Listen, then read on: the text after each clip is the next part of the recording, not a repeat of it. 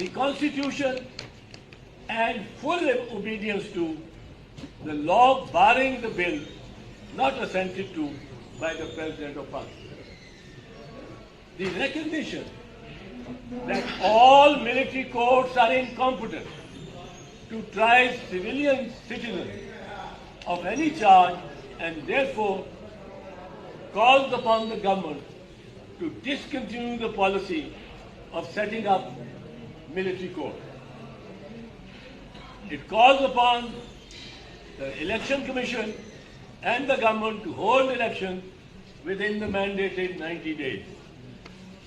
The right of full and free participation to all political parties, their cadres and leaders on a truly level playing field is also demanded.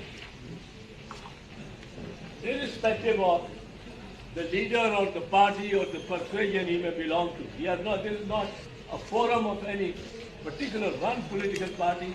It is a forum for all political. The immediate revision of all utility bills and the rationalization of all taxes payable by the people of Pakistan.